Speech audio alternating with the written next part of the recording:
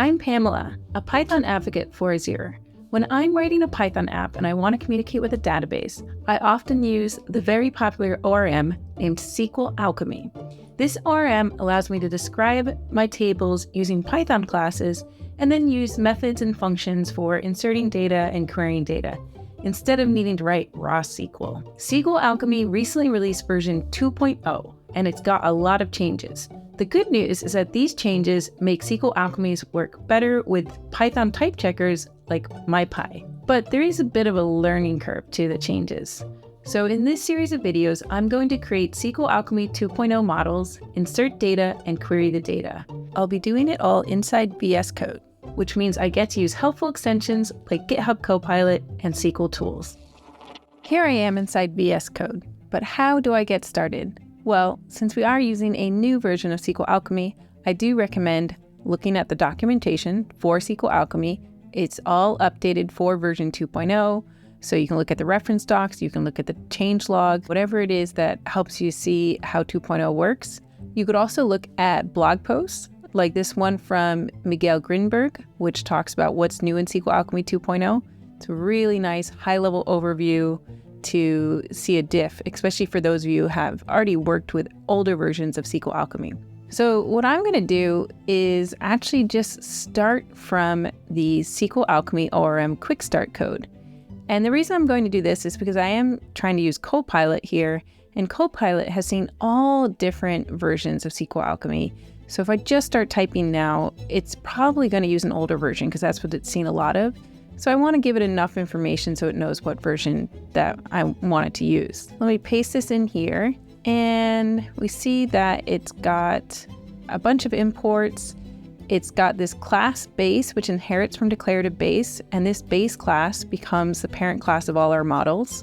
And that's an important part of SQL Alchemy 2.0. And then this has a user class and an address class. I'm going to delete most of this here because I don't really feel like I need it. And I think this is going to be enough so that Copilot has a good idea of what we're working with here. I'm going to be using SQL Alchemy to model customers and orders and products for a store. So I'm going to change user to customer and also change the table name to customer. And here I've got a name and a full name, and these are using the new SQL Alchemy interface, which for each of the column attributes, you see there's a colon and then mapped bracket, some data type. So this one's mapped bracket string, mapped bracket int, and then this is mapped bracket optional string. So this way of doing it actually makes it so that SQL Alchemy models are now compatible with Python type checkers. And that can be really important to lots of people who have gotten used to using type hints in Python code and getting nice feedback from the editor about whether they're using something correctly. If we don't need any additional constraints on something, we can just say, full name is a string. But then if we do want additional constraints, like here, we said name is, then we say mapped column, and then we use the SQL Alchemy column class like string or integer or foreign key, and we give the the additional constraints, the customizations. So this one cannot be any longer than 30 characters. That's a bit constraining, so I'm going to change it to 100. Let's go ahead and add more things to this customer class. I want customers to have an email address, and that will also be a string. I actually don't know how long email addresses can go, so I'm not going to limit that. I do want customers to have an address, so I like that suggestion. And I also want them to have a country code. And this one I do want to constrain. And just as Copilot suggests, I want to constrain it to 2 characters because this should be a 2-character country code. That looks good. I want to add a repra first, just so we have easier debugging and a nice way of viewing our customers in the console. So that looks good there. Actually, I want to add a credit card class next because I want customers to have a one-to-one relationship with credit card. So each customer can have a single credit card.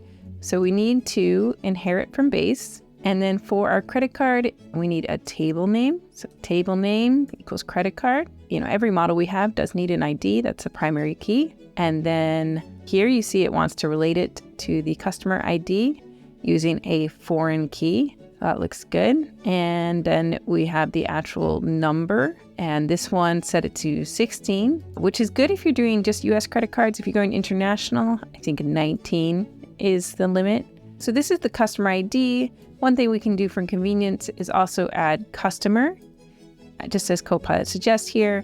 And so that gives us a nice way of referring to the customer and having a customer instance that we can use. So here you can see mapped customer, a mapped column, and it has a relationship of customer. And we're getting a squiggle here, and that's because Copilot has actually slightly bungled this. So what we could do is, look at these docs here, look for relationship, and we see that it's just relationship. We don't need to put that mapped column in front of it. So we're going to remove that mapped column. No more squigglies. When you are using Copilot, do have the documentation open for what it is you're working with so that you have a nice check, especially if you're getting some reports of errors from your linter or your tests. So we see relationship, and we can also specify this back populates, which populates a field on the related class.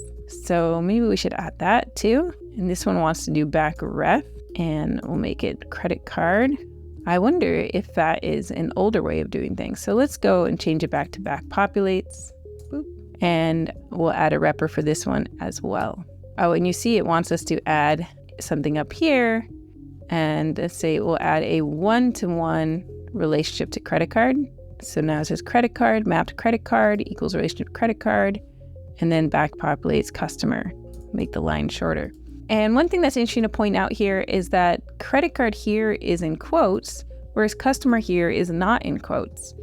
And the reason for that is because at this point, when Python has read this code, when it's reading this code, it hasn't yet seen the credit card class.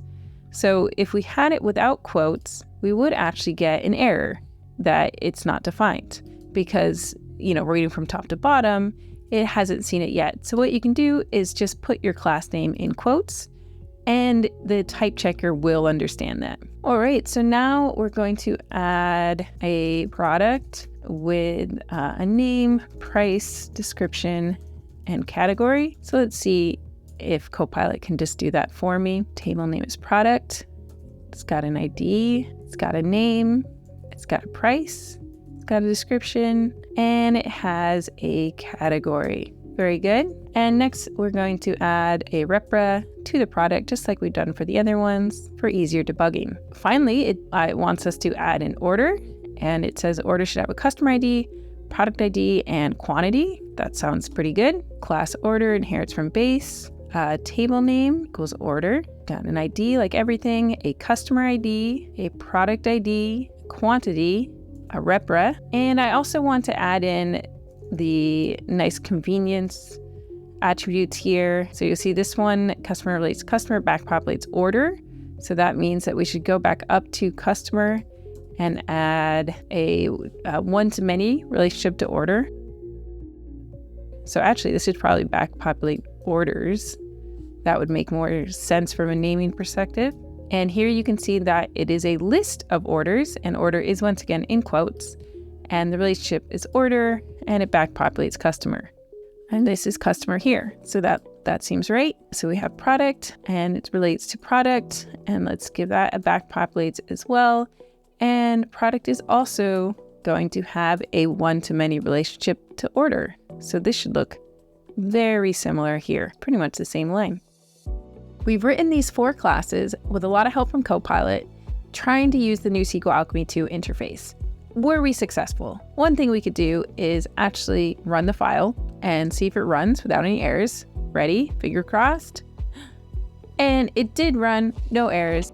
That's a great sign, but I still haven't connected our code to a database. In the next video, I'm going to connect to a SQLite database, populate the tables with data, and use the SQL Tools extension to inspect those tables. See you there.